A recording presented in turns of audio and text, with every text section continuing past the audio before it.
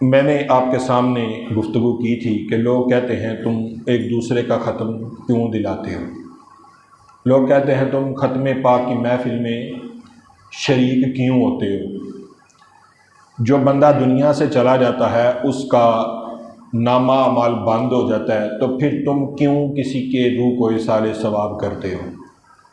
یا یہ جو تم لنگر پکاتے ہو، جانور ذبح کرتے ہو، کوئی کھانے کا اہتمام کرتے ہو، کوئی نلکا لگوا دیتے ہو، کوئی فلٹر پلانٹ کسی مرحوم کے نام کا لگوا دیتے ہو، جب دنیا سے چلا گیا تو اس کام کا مقصد کیا رہتا ہے؟ یہ ہم اہل سنت پر اعتراض کیا جاتا ہے۔ تو میری گفتگو کوئی بھی اختلافی نہیں، جسٹ ایک بات پہنچانا، پیغام پہنچانا میرا حق ہے، میں اس کو ادا کر رہا ہوں۔ لوگ کہتے ہیں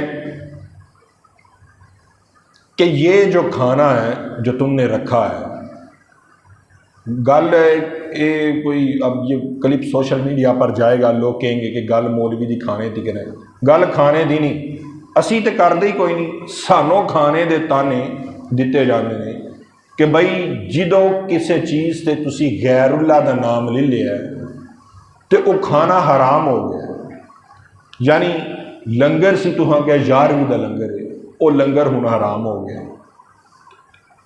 فلانے بابے دے نام دا تساں لنگر پکایا ہے، وہ لنگر حرام ہو گیا۔ فلانے شخص کے نام کا تم نے ختم دلوایا ہے، یہ کھانا ہی کوئی، دال پکی ہو سارے کھا جائیں گے، کوئی بھی نہیں کھائے گا، مرغا پکا ہو تو سارے ہی کھا جائیں گے۔ اس طرح کی باتیں معاشرے میں آپ کو دیکھنے میں ملتی ہیں۔ لیکن سوال یہ ہے، پوچھنا میں یہ چاہتا ہوں، کیا واقعی ہی کسی چیز پر غیر اللہ کا نام لیا جائے تو وہ حرام ہو جاتی ہے؟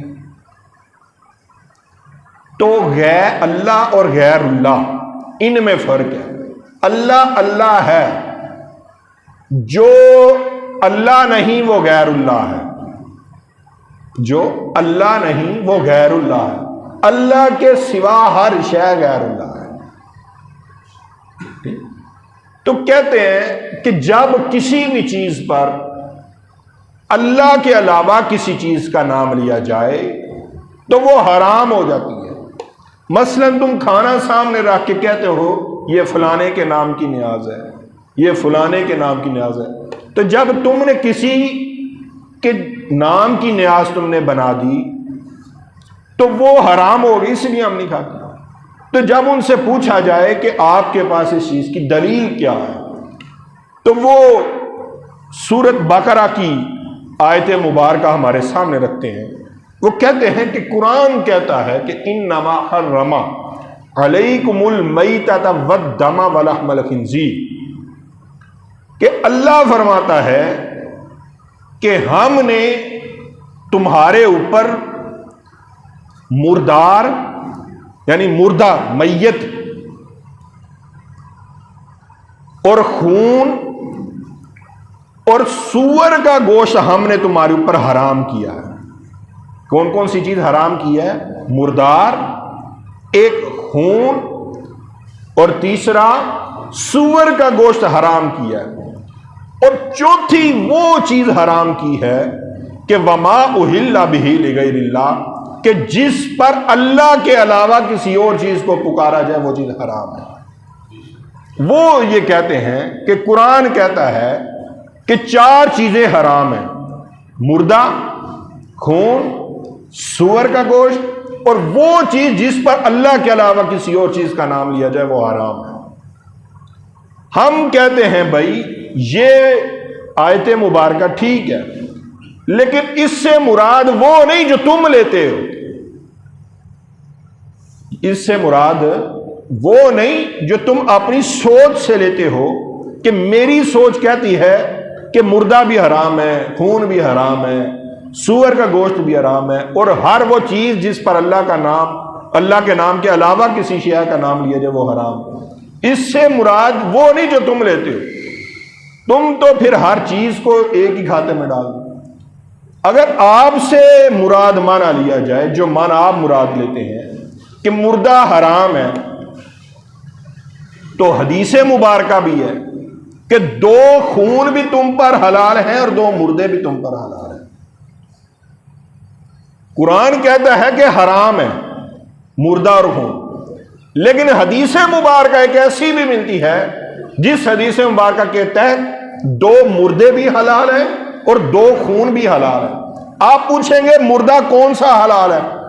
تو جڑی مچھلی تو ہی کاٹ کے کھاندے ہو حلال زندہ ہوندی ہے کہ مردہ ہوندی ہے؟ مچھلی مردہ ہوتی ہے، نہ اس کو ذبح کیا ہوتا ہے، وہ مہینہ پہلے کی نکال کے رکھی ہوتی ہے۔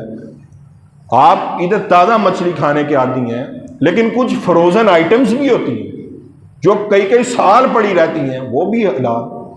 تو مچھلی مردہ ہے تو مچھلی کیسے حلال ہوئی؟ اگر تمہارا معنی مراد لیا جائے تو پھر تو مچھلی حرام ہو جاتی ہے۔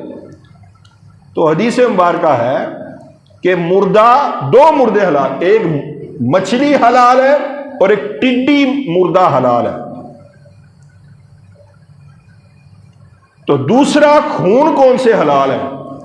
جو آپ کلیجی لیتے ہیں، تلی لیتے ہیں، تلی یہ خون سے پیور بنی ہوتی ہے۔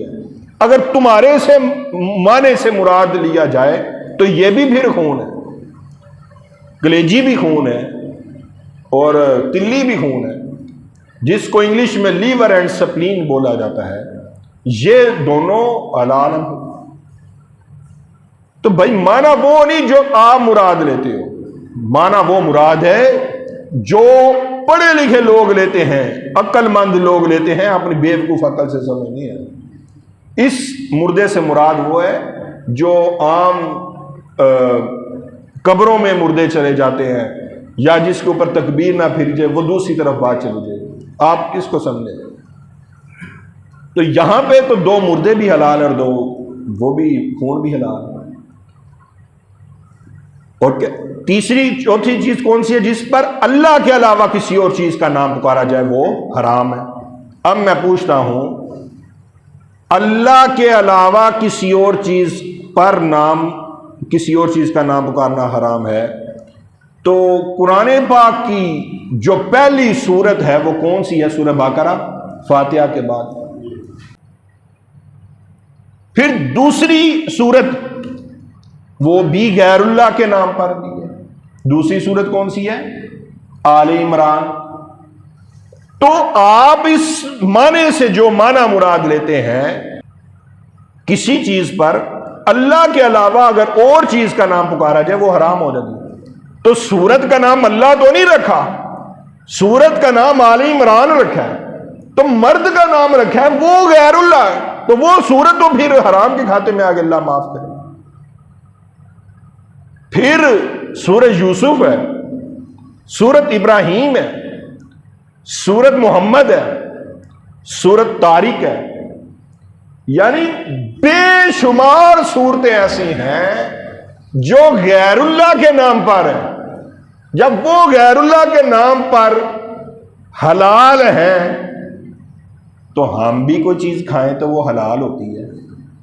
بے شک۔ اب دیکھیں قرآن کہہ رہا ہے ان کے مطابق جو انہوں نے معنی مراد لیا کہ کسی چیز پر اللہ کے نام کے علاوہ کوئی اور نام پکارا جائے تو وہ حرام ہو جاتی ہے۔ جس مسجد میں ہم بیٹھے ہیں یہ گھر کس کا ہے؟ تو پکارتے کیا ہیں اس مسجد کو؟ مسجد حسین۔ بھائی اللہ کے گھر پہ تم نے نام حسین کا رکھ دیا تو یہ کیا کر رہے ہو؟ غیر اللہ کا نام رکھ دیا مسجد کا، تو یہ تو پھر حرام ہو تمہارے مطابق۔ تو بتائیں یہ مسجد حرام ہے؟ بولو نہیں۔ آپ نے جو تعریف کی کہ کسی چیز پر اللہ کے نام کے علاوہ کوئی اور نام پکارا گیا تو وہ حرام ہو جاتی ہے۔ تو پھر قرآن میں بے شمار صورتیں ایسی ہیں جو اللہ کے نام کے علاوہ، بے شمار مسجدیں ایسی ہیں جو اللہ کے نام کے علاوہ ہیں۔